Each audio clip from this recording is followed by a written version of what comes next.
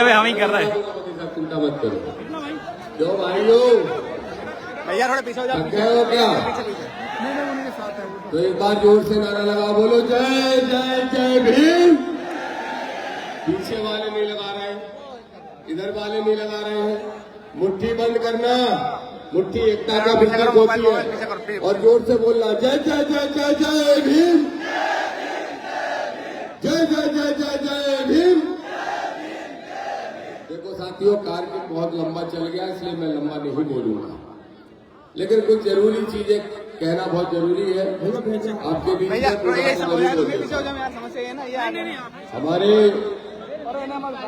Bhim army के राष्ट्रीय अध्यक्ष और शोषित वंचितों की आवाज पूरे देश में लड़ाई लड़ने वाले आदरणीय रतन सिंह साहब, जय संगठन के राष्ट्रीय अध्यक्ष और मेरे छोटे भाई लोकेश मुजालदा जी, हमारे सभी साथी सुनील बैरसिया जी, विनोद अम्बेडकर जी, अनिल गुर्जर जी, सत्येंद्र विद्रोही जी, पूर्व विधायक आर.डी. प्रजापति जी, अमित जी और सभी साथी, और मंच का संचालन कर रहे वकील साहब। मंच पे आदरणीय कंसोटिया साहब बैठे हैं, और मंच पे वो दूल्हा बैठे हैं जिनकी बारात बन के हम सब आए हैं, ऐसे भाई संतोष वर्मा जी IAS ऑफिसर, और सूर्यवंशी साहब बैठे हैं।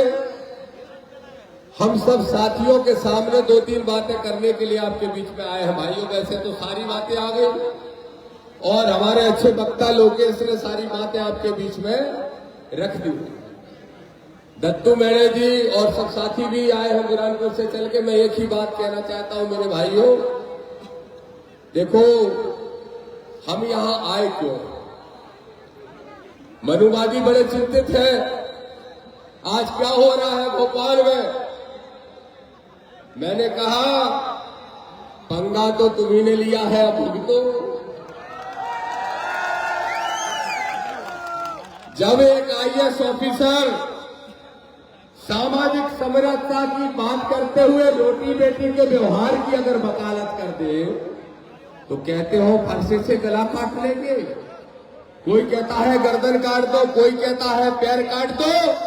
तो दामोदर यादव मंडल इस राजधानी में खड़े होकर कह रहा है, सुन लो मनुवादियों और सुन ले मोहन यादव, अगर किसी की औकात है तो संतोष वर्मा का बाल विवाह का करके देखो, तुम्हें औकात में लाने का काम करेंगे।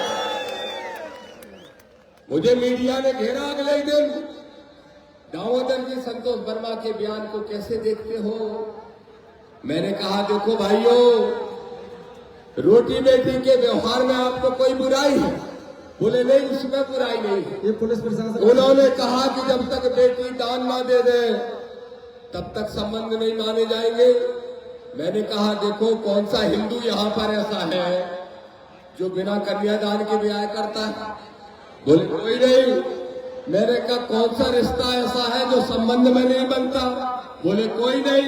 तो फिर मैंने कहा संतोष वर्मा ने क्या तुम्हारी पूंछ दबा दी क्या?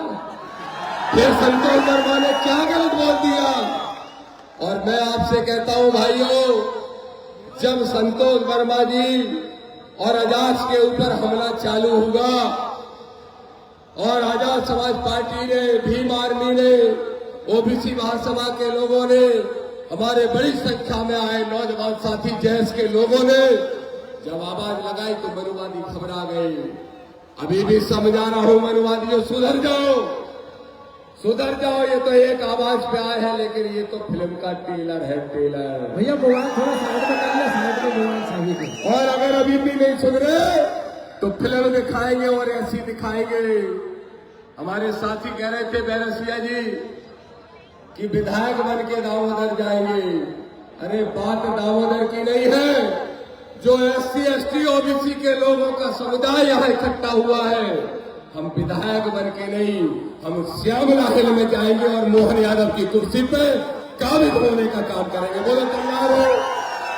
तैयार हो? अब मनुवादियों, अगर ज्यादा बात करोगे तो फिर पेरियार को पढ़ लो, समझ लो। वहीं भेज दिए जाओगे जहां से आए हो। हमें मजबूर मत करो, नहीं तो वहीं भेज दिए जाओगे जहां से आए हो। हम आज भी इस देश के संविधान में विश्वास करते हुए मानवता की सोच रखते हैं। लेकिन तुम कहते हो कि अगर SC ST OBC ने अपराध कर दिया तो हम मार डालेंगे। अरे मेरे भाइयों, एक बात ध्यान से सुनो, ये जो मनुवाद है ये कहां से पनपा? ये मनुवाद का अगर सबसे बड़ा कोई सुरक्षा कवच है तो ये हिंदू धर्म है, हिंदू। मैं पूछना चाहता हूं मेरे भाइयों, जरा जवाब दो। मेरे भी सरकारी रिकॉर्ड में लिखा है दामोदर यादव कौन है? हिंदू है, धर्म के नाम पे लिखा है। लेकिन मैं OBC के लोगों से, ST के लोगों से, SC के भाइयों से पूछना चाहता हूं, जरा जवाब दो। क्या आपको ऐसा धर्म चाहिए जो कथा पढ़ने पे आपकी चोटी काट लेता हो? क्या आपको ऐसा धर्म चाहिए जो छोटे से झगड़े में किसी की चोटी उखाड़ देता हो? अरे मेरे यादवों, तुमसे भी कहना चाहता हूं यादवों, सुन लो, दामोदर मंडल कह रहा है, सुन लो मेरे यादवों, जानबूझ के तुम्हारी ही चोटी उखाड़ी जा रही है। और मालूम, रीवा में जो रोहित की चोटी उखाड़ी, वो रोहित की चोटी नहीं, मनुवादियों ने मोहन यादव की चोटी उखाड़ने का काम किया है। अरे मोहन बाबू, फिर भी गूंगा बन के बैठे हो। मैं जानता हूं तुम्हारी औकात, मैं जानता हूं तुम्हारी हैसियत। तुम मुख्यमंत्री के पद पर सिर्फ नाम के लिए बैठे हो। असल में तुम इस घर के मालिक नहीं, किराएदार हो, जिस दल की तुम राजनीति कर रहे हो। और बताओ मेरे भाइयों, दामोदर की बात अगर सही है तो आवाज से आवाज लगा के बताओ, क्या हम अगला शासक किराएदार को बनाएंगे कि अपने मालिक को बनाने का काम करेंगे? मेरे भाइयों, रोज अपमान हो रहा है। पहले एट्रोसिटी एक्ट जब बना था, जब बाबा साहब ने सोचा था, कल्पना करी थी, तो सिर्फ SC और ST के भाइयों के लिए बनाया था। उनने तो सोचा ही नहीं था कि कुशवाहा को मंदिर में पैर धुलवा के पिलवाएंगे पंडित जी। उनने तो सोचा नहीं था कि जाटव को पेशाब चिटाई जाएगी। और उनने तो सोचा नहीं था कि लोधी को, कुर्मी को, पाल को, कुशवाहा को, गुर्जर को जातिगत गालियां दी जाएंगी। अरे मेरे पिछड़े वर्ग के भाइयों, ये आदिवासी भाई तो कब के सुधर गए? आदिवासी भाई कब के सुधर गए? ये मानते हैं बिरसा मुंडा को, ये मानते हैं बाबा साहब को, ये मानते हैं हमारे सारे उन महापुरुषों को। लेकिन पिछड़े वर्ग के लोगों, तुम किसको मानते हो? जवाब दो यादव, गुर्जर, दांगी, रावत, कुर्मी, लोधी, जवाब दो इस बात का। तुम किसको अपना माई बाप मानते हो?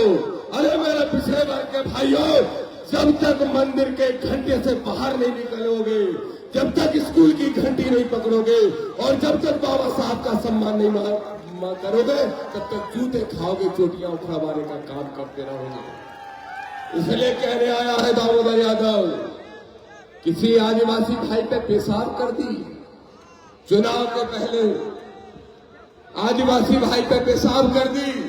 हमारा भाई लोकेश मुजाहिद खड़ा है, जय संगठन खड़ा है। मनुवादियों, तुमने मां का दूध पिया है तो अब किसी आदिवासी को छू के देखो तो मैं मार मार के भूत बनाने का काम है। और आज एक बात और कहूंगा, जल्दी खत्म करूंगा अपनी बात। देखो, मेरी लड़ाई जो है, क्या है मेरी असली लड़ाई? दामोदर की आडंबर, पाखंड और अंधविश्वास के खिलाफ। और मैंने किसको टारगेट किया पता है? किसको? नाम बताओ, कौन सा बाबा है 28 साल का?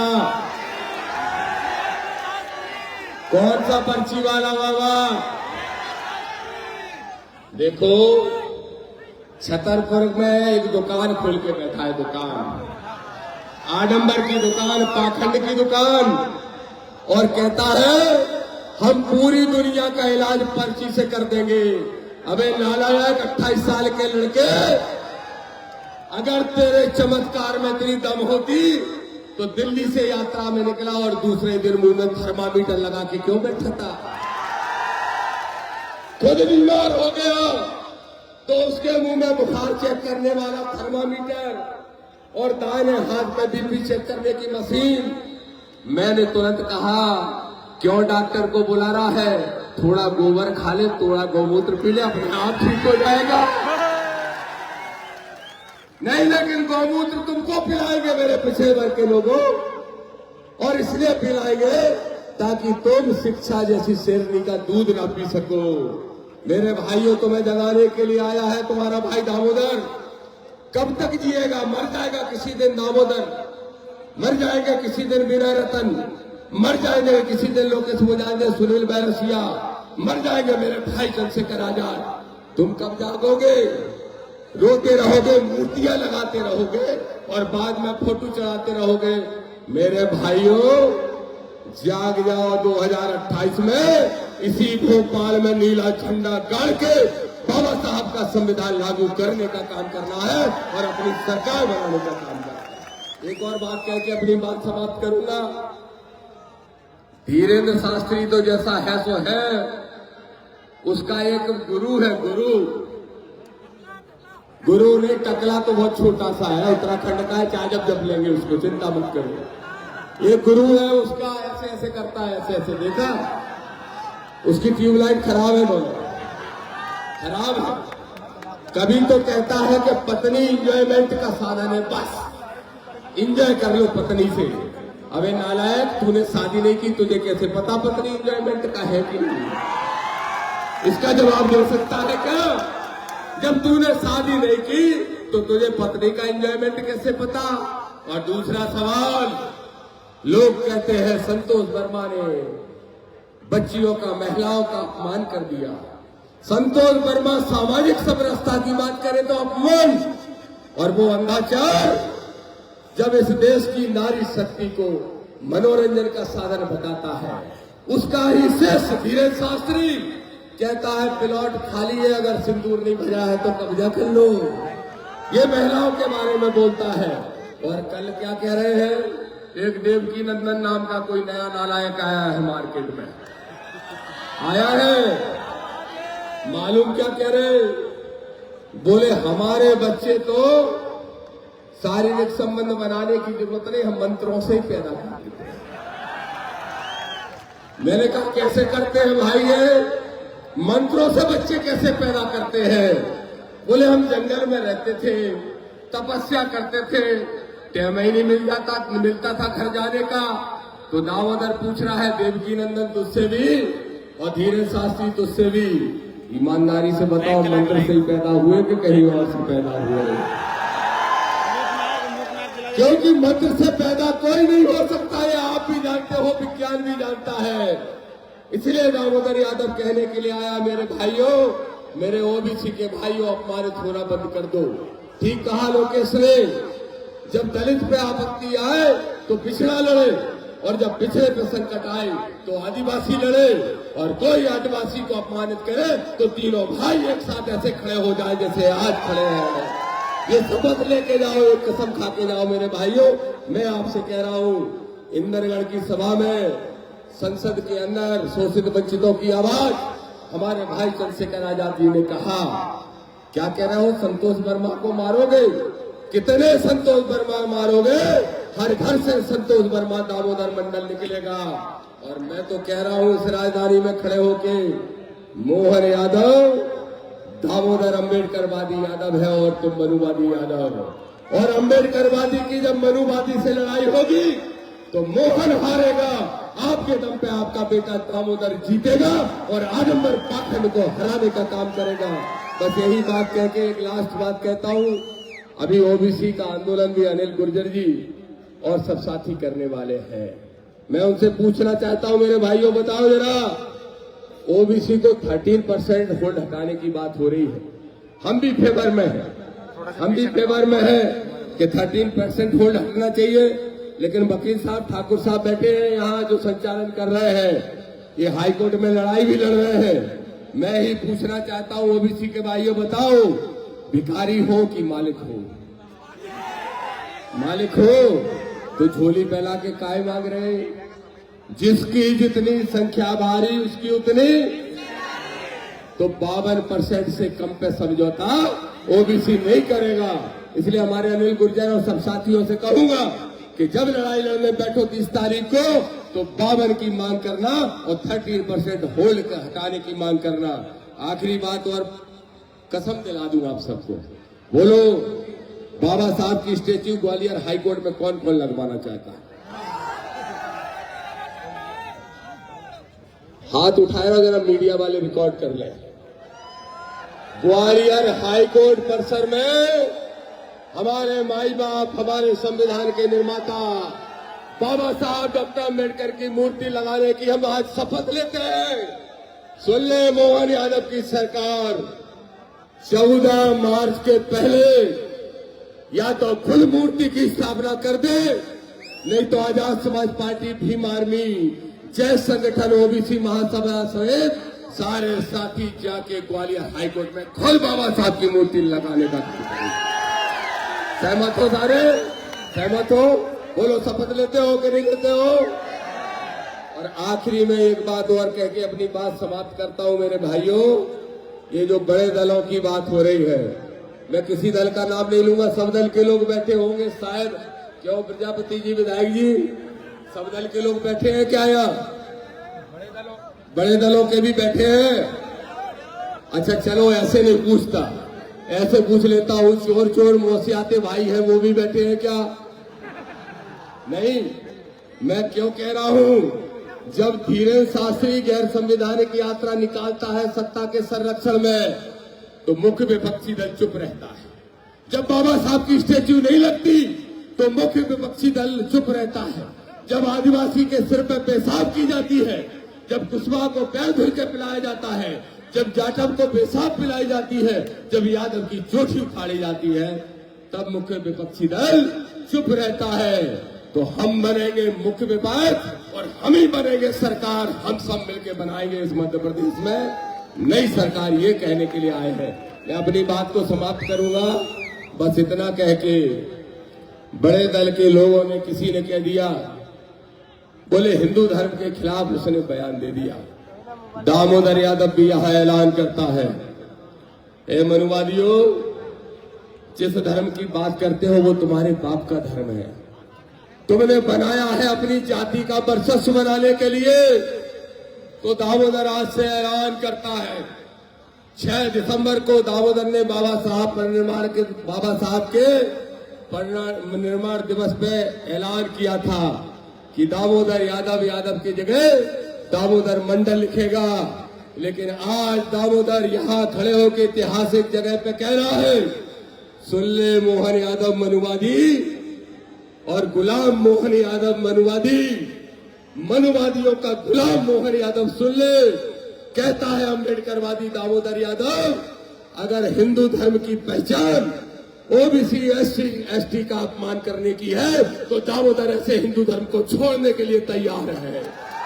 और दामोदर का धर्म अगर आज से कुछ होगा तो वो होगा मानवतावाद का धर्म, और दामोदर का अगर गीता कुरान कुछ होगा तो वो होगा बाबा साहब का संविधान।